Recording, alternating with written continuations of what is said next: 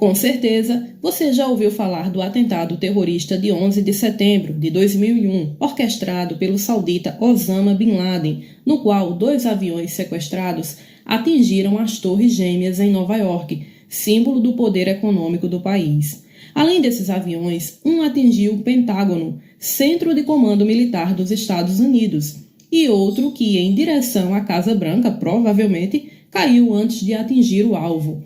Neste dia fatídico, quase 3.000 pessoas perderam suas vidas no maior atentado terrorista de todos os tempos. Mas aí você está se perguntando, o que esse atentado tem a ver com a situação atual do Afeganistão? É isso que iremos compreender neste vídeo. Eu sou Tássia Reis e você está no canal Desvendando a Geografia. O Afeganistão é um dos países mais pobres do mundo. Fato esse que se acentuou com quase 40 anos de guerra, isso mesmo. O Afeganistão foi invadido em 1979 pela União Soviética, que desejava manter o regime socialista no país. No entanto, a maior parcela da população afegã não aceitava essa dominação, pois considerava esse regime defensor do ateísmo, fato este totalmente oposto à expressiva religiosidade do país, que é de maioria muçulmana. Essa guerra durou 10 anos, pois as tropas soviéticas só saíram em 1989 totalmente derrotadas. Mas por que uma potência como a União Soviética não conseguiu dominar este país? Bem, em primeiro lugar, precisamos observar a geografia do território do Afeganistão, que é totalmente inóspita. Isso porque a região é muito montanhosa. O clima é desértico, ou seja, chove pouquíssimo. Claro que essas razões também explicam em parte as deficiências econômicas do país, pois sabemos que para que uma nação consiga prosperar, é necessário normalmente uma topografia favorável e um clima mais úmido, pelo menos quanto ao desenvolvimento da agricultura. É evidente que há exceções, como Israel, que mesmo com clima desértico, destaca-se na produção agrícola. No entanto, para isso o país conta com muita tecnologia, inclusive no processo de dessalinização da água do mar. Já o Afeganistão, localizado na Ásia Central, na fronteira com a problemática região do Oriente Médio, nem saída para o mar possui. E este é mais um aspecto problemático que dificulta as relações comerciais, principalmente quanto à importação e exportação de mercadorias. Porém, o território é rico em minérios, que foram pouco explorados até o momento. Voltando à potência soviética, é muito difícil dominar uma região montanhosa, pois só habitantes locais conseguem sobreviver e conhecer as rotas de entrada e saída desses lugares. Isso, obviamente, sempre deixou as tropas inimigas em desvantagem. Aliás, vale lembrar que a Inglaterra tentou 3 vezes dominar esse país, nos séculos passados, sem nenhuma vitória. Até mesmo Alexandre o Grande, o rei da Macedônia, não conseguiu dominar este território. Durante os 10 anos de guerra com a União Soviética, não podemos deixar de salientar a importância dos Estados Unidos, pois na perspectiva de derrotar os soviéticos, financiaram os grupos guerrilheiros que lutavam contra a dominação soviética, com dinheiro, armas e treinamentos táticos. Até o milionário e mais conhecido terrorista do mundo, Osama Bin Laden, também financiou as tropas paramilitares afegãs, ou seja, Osama e os Estados Unidos acabaram lutando do mesmo lado. É importante salientar que neste período ainda não existia de fato o Talibã. No entanto, ele irá emergir a partir desses grupos guerrilheiros. Por isso, não é correto afirmar que os Estados Unidos financiaram o Talibã, pois este grupo só surgirá de fato em 1994. E outra, na verdade, os Estados Unidos estavam ajudando qualquer grupo que estivesse lutando contra a União Soviética. Afinal, lembre-se, estamos falando de um contexto de Guerra Fria.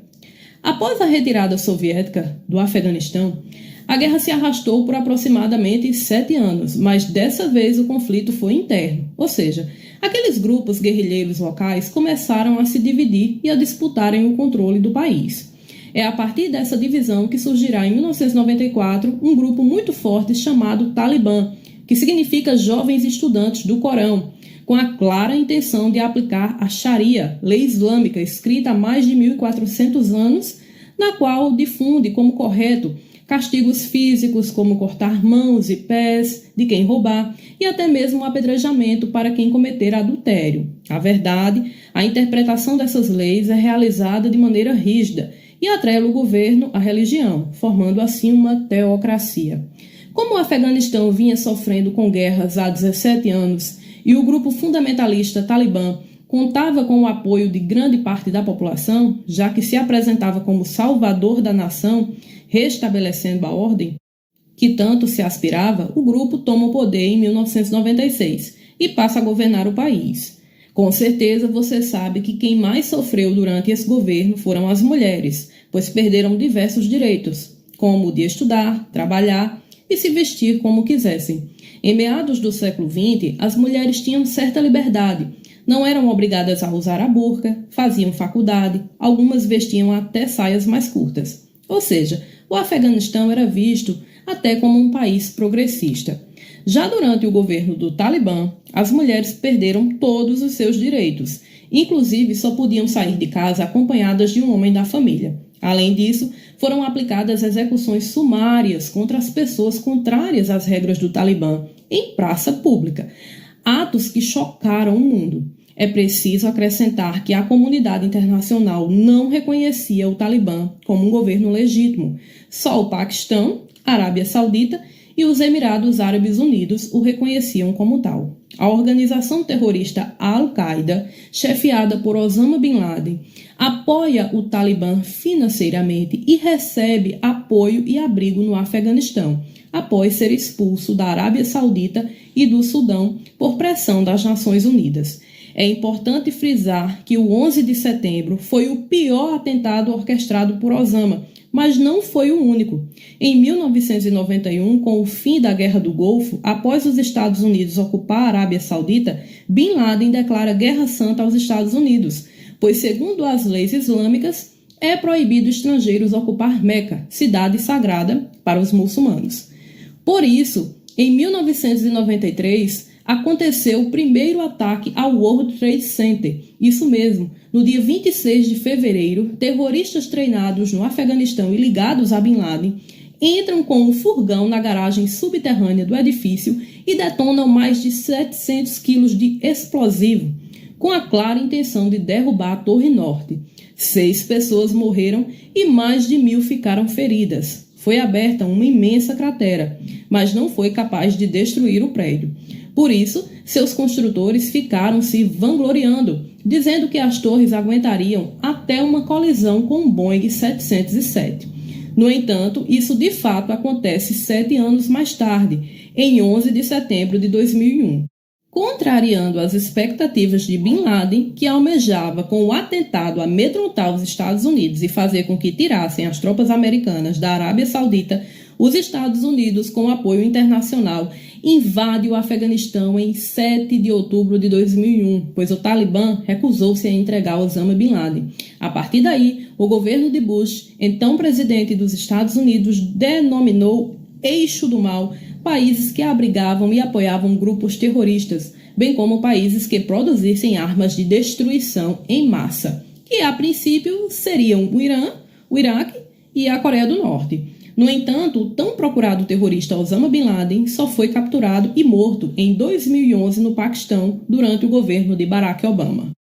Com isso, os Estados Unidos mantiveram suas tropas do Afeganistão por quase 20 anos, instauraram um regime presidencialista que, no entanto, era alvo de muitas críticas, bem como de acusações de corrupção. É fato que, apesar de Cabul, capital do país, bem como o exército, ter sido dominado pelas forças americanas, o Talibã nunca desapareceu e jamais houve controle total deste país. Os Estados Unidos vinham negociando a sua retirada do Afeganistão há um bom tempo, e para tanto o governo Trump assinou um acordo em Doha, no Catar, com os talibãs, no qual se comprometiam a deixar o país, contanto que eles negociassem a retomada do poder com o governo atual de modo pacífico e não abrigasse mais em seu território nenhum grupo terrorista que ameaçasse os Estados Unidos. Trump declarou que se algo desse errado, voltaria com uma força nunca vista antes. Uma das causas que fez com que os Estados Unidos desistissem de intervir no território é o fato de não haver união nacional. Ou seja, não existe uma integração social, política e econômica, pois sua população é subdividida em diversas tribos, com traços culturais muito particulares e conflitantes. Biden, no poder, decidiu acelerar a saída norte-americana, alegando que essa guerra custou US$ 1 trilhão para o país, além da perda de milhares de vidas humanas, deixando claro que nem mesmo o povo afegão colaborava para a construção de um estado de paz. Porém, é inegável que com a dominação americana, o país obteve algumas melhorias, principalmente na questão relacionada aos direitos das mulheres, que nesses últimos anos passaram a trabalhar e estudar, e houve melhorias técnicas, como a difusão do uso da internet. Por conta dessa relativa liberdade, os mais jovens ficaram apavorados com o retorno do governo talibã, pois já sabiam de sua conduta fortemente radical e não queriam perder os direitos recém-conquistados. Vale lembrar que até mesmo os homens deveriam seguir normas muito rígidas, como não cortar a barba e os cabelos. E por isso, após a saída das tropas americanas, vimos aquela cena tão triste de pessoas desesperadas no aeroporto de Cabul, tentando fugir do país. Mesmo com a intervenção americana, o país continuou sendo muito pobre e continua tendo as fronteiras mais perigosas do mundo. Sua economia é baseada na produção da papoula, planta da qual é extraído o ópio, substância utilizada na fabricação da droga heroína. Tentando buscar o apoio internacional desde que tomou o poder em 15 de agosto de 2021, o Talibã vem mantendo um discurso mais brando, afirmando que não vão retirar os direitos conquistados, dentro dos limites das leis islâmicas. E esse é o ponto de interrogação. Será que irão respeitar mesmo? Convenhamos, essa história ainda está longe de acabar. E você, o que pensa sobre tudo isso? Se gostou deste vídeo, deixa o teu like e se inscreve no canal. Até a próxima, hein? Tchau, tchau!